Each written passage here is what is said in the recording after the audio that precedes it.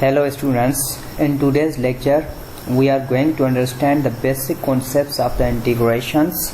First of all, I want to tell you the brief introduction of calculus. Here, integration. Introduction. There are two branches of the calculus. First, differential calculus. Second, integral calculus. Number first, differential calculus. In differential calculus, we start with a function f of x and obtain its derivative d by dx f of x. Here, d by dx f of x is the rate of change of function f of x with respect to x. Means the function changes when the value of x changes. Number second, integral calculus. In integral calculus, we know the rate of change of function and we have to find the function f of x. Here we are given the derivative of function. Using the derivative of function in integration, we have to find the original function. Or in differential calculus, we are given a function and we are required to find its derivative. Here, function f of x is given and to find the derivative of function d by dx f of x. While in integral calculus, we are required to find the function whose derivative is given.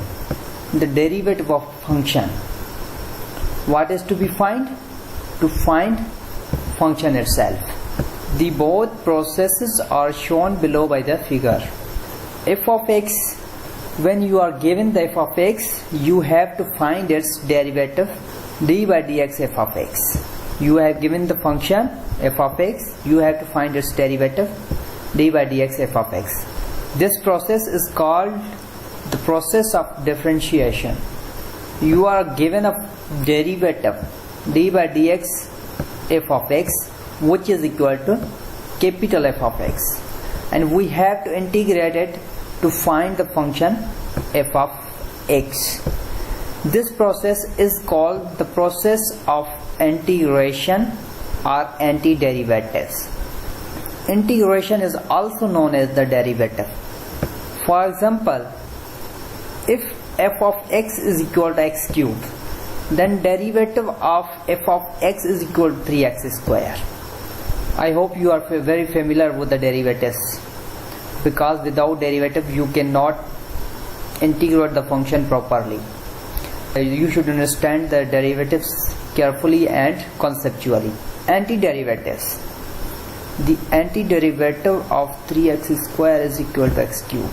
If f of x is differentiable function such that d by dx f of x is equal to f of x, means function f of x is differentiable. The function f of x is differentiable such that d by dx f of x is equal to f of x. Then f of x is called an integral or antiderivative of function f of x. Here this f of x is the integrand and this small f of x is a function. When you take the derivative of integrand capital F of x, which is equal to the function small f of x, and written as the integration of f of x is equal to capital F of x. Integration of f of x is equal to capital F of x. Here in above equation, dx indicates that the integration is performed with respect to variable x. Now we have to define the term integration. The process of finding the integral of a function is called integration. What is integrand? The function which is to be integrated is called integrand. Here, if integration of f of x dx is capital F of x. Then small f of x between the dx and integral sign is called integrand. This is called integrand. Integral sign. This symbol is used to denote the integral sign or the sign of the integration. The mathematician Leibniz introduced this symbol. Constant of integration and indefinite integrals. Here we have to know about the constant of integration and indefinite integral. What are these? The constant of integration and indefinite integral.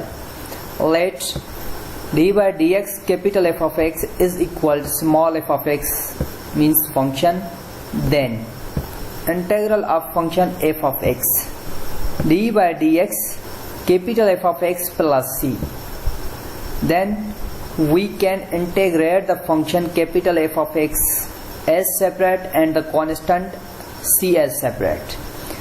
The d by dx capital F of x plus d by dx c.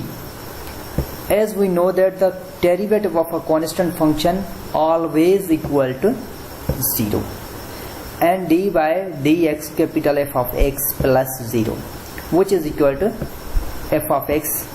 Therefore the integral of f of x is equal to f of x plus c. What is the c here? C is called the constant of integration.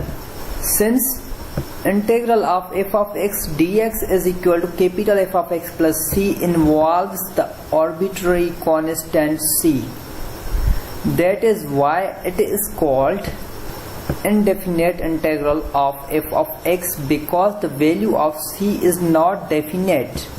Means we are calling this indefinite integral because we don't know the value of c is what, or what is the value of c. We do not know the value of c, so we call this integral as the indefinite integral, and c is called the constant of the integration. C is any constant number which is called the constant of integration. For example, find the antiderivative of f of x which is equal to 3x square. Here you are given the function f of x 3x square. You have to find its antiderivative, or you have to integrate it. Solution: we need to determine the function capital F of x that produce f of x is equal to 3x square. We have to find the function, or we have to determine the function capital F of x that produces the function f of x is equal to 3x square. When differentiated, it do not take long to realize that the derivative of x cube is 3x square. Means the capital F of x is equal to x cube. Integration of 3x square dx is equal to x cube. But it is also true that the derivation of x cube plus 1 is also 3x square. The derivative of x cube plus 4 is also 3x square. The derivative of x cube minus 3 is also 3x square.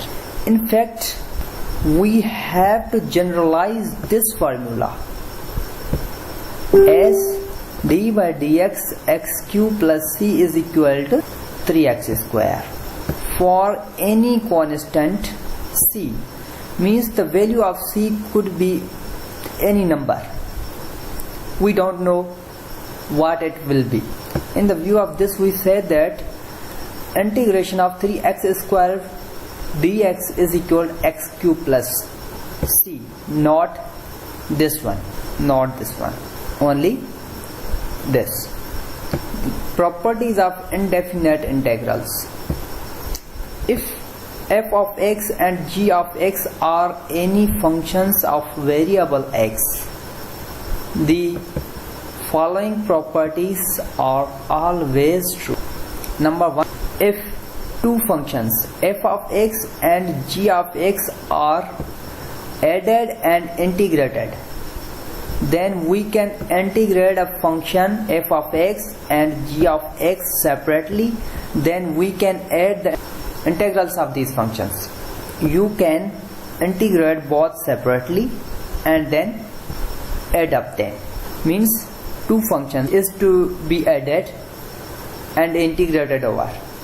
We can integrate f of x separately and integrate g of x separately. Then we can add them.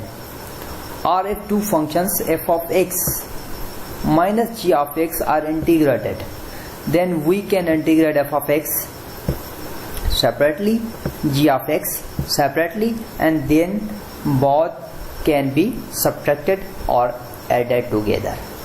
Number 3, if a constant number k is multiplied by any function f of x and integrated, then k can be taken out of the integral,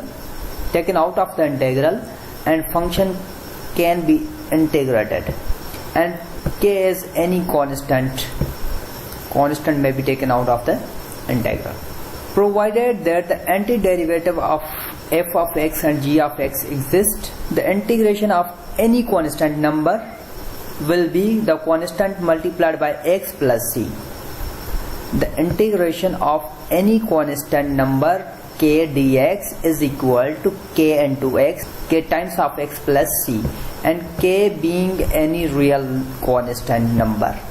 Inshallah, I will come with my next lecture. Allah Hafiz.